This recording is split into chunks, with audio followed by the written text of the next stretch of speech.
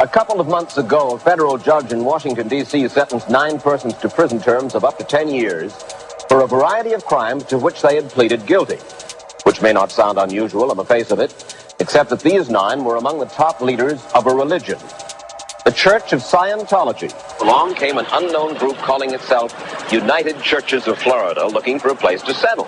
Well, it turned out that United Churches was in fact the Church of Scientology, and that initial deception infuriated these citizens of Clearwater.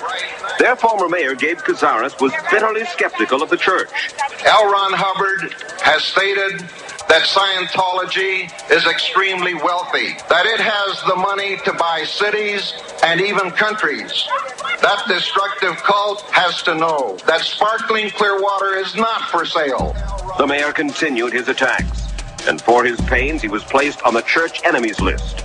They set out to smear him with sexual innuendo, to ruin him politically.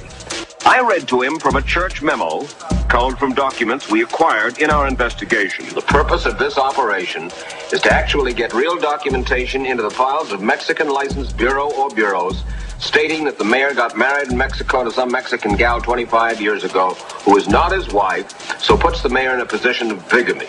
This can be accomplished either by a bribe or a covert action. So what you're saying was that they were trying to destroy your character, assassinate your character. Without question. Reporter Betty Orsini was doggedly pursuing the story of the church's undercover campaign in Clearwater. So, the St. Petersburg Times wound up on their enemies list. Scientologists stole files from the paper's legal offices. Its reporters and editors were harassed. Only, says editor Eugene Patterson, only because the St. Petersburg Times was covering a news story. That's all we were trying to do. Find out who they were, what they were up to, so that we could inform the community. What about the reporter who was involved in the investigation? First, they slandered her to me in an effort to compromise her job. Slandered her? Saying she was printing lies, that she was not giving their side, that she was being unprofessional. After that, they went after Mrs. Orsini's husband. He heads up a small charity here in St. Petersburg, Easter Seals. He's the executive director. And once they found they could not get Betty Orsini off the story, or get the St. Petersburg Times off it, the next thing we knew, an anonymous letter, a poison pen letter, charging criminality to Mrs. Orsini's husband, landed on our city desk and that of 2 or 3 other newspapers in Florida. The man was innocent, and I think they thought that we were some Bush League newspaper that they could scare out of the box. Paulette Cooper wrote a book back in 1971 called The Scandal of Scientology. Now, the Scientologists did not want you to read this book. To try to silence her, the so-called Guardian's Office of the church cooked up a scheme to steal some of her stationery and make it appear that she had sent the church office 2 bomb threats.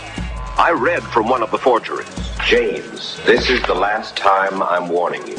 I don't know why I'm doing this, but you are all out to get me. I'll give you 1 week before Scientology is an exploding volcano. I'll knock you out if my friends won't. Right. And as a result, I was arrested. I was indicted on 3 counts. I faced up to 15 years in jail if I was convicted. The whole ordeal fighting these charges took 8 months. It cost me $19,000 in legal fees. I went into such a depression. I couldn't eat, I couldn't sleep, I couldn't write. I went down to 83 pounds. Another church plot against Cooper was named Operation Freakout, intended to get her placed in a mental institution until she stopped writing about Scientology. Church officials even launched a graffiti campaign against Cooper.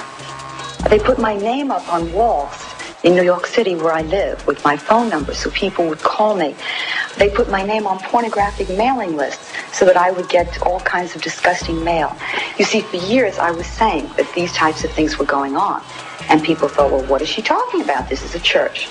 And finally, after 11 years, I see that everything I said was true and that Scientology turned out to be worse than anything I ever said or even imagined. The 2 church leaders went on to explain that those attacks were made only in response to perceived threats to the existence of the church.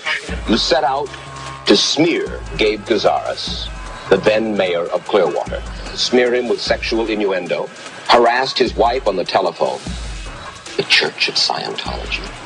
You must admit, if I lived in Clearwater, if you lived in Clearwater and weren't a member of the Church of Scientology, you'd say, what in the world has this got to do with religion? I think that we,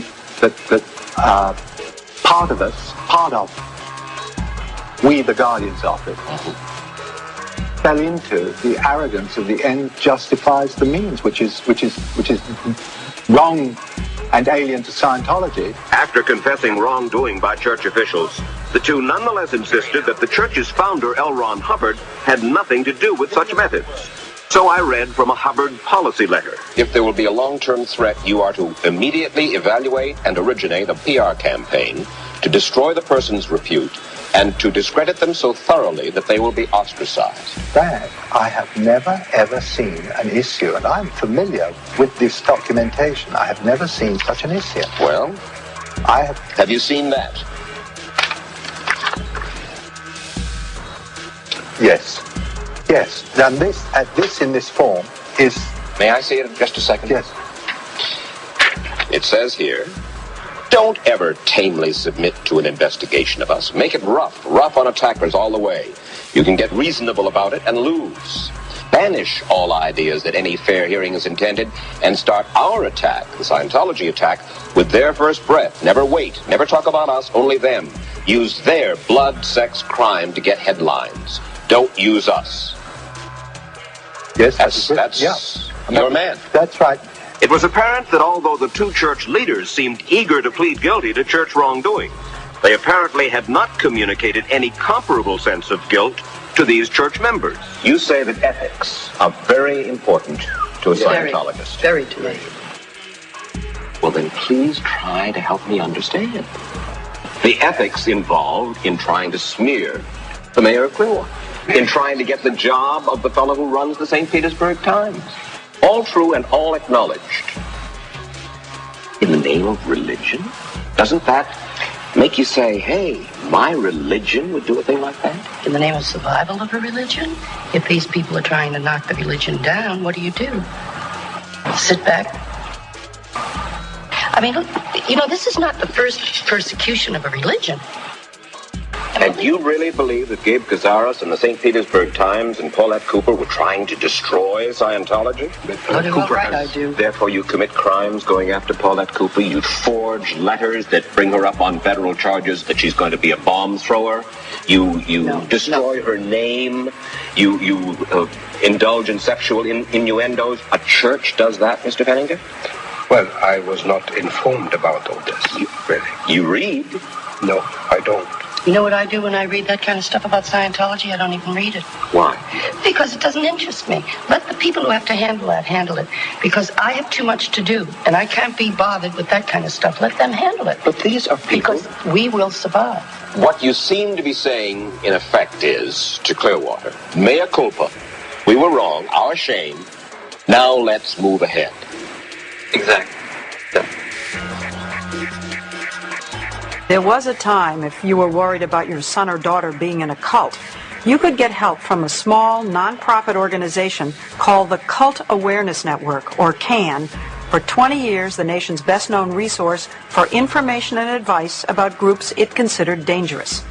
Among them was Scientology, a church not known for turning the other cheek. Cynthia Kisser says the church's final assault on CAN began when hundreds of Scientologists from around the country wrote virtually identical letters asking to become members of CAN. Included among them was this model letter with instructions to be put in your own words. Fearing, she says, the church was out to take control of CAN, Kisser denied their applications to join. CAN was then hit with a barrage of lawsuits by individual Scientologists claiming religious discrimination. I got hit with 12 suits in 1 week. In all, CAN was hit with more than 50 lawsuits. Even though most of the suits were eventually dropped or won by CAN, she says the cost of defending them, nearly $2 million, drove CAN to the brink of bankruptcy. Today, CAN is under new management. Last year, a member of the church bought CAN's name, logo, and hotline number in bankruptcy court for $20,000. Hello, Cult Awareness Network. Now when you call looking for information about a cult, chances are the person you're talking to is a Scientologist.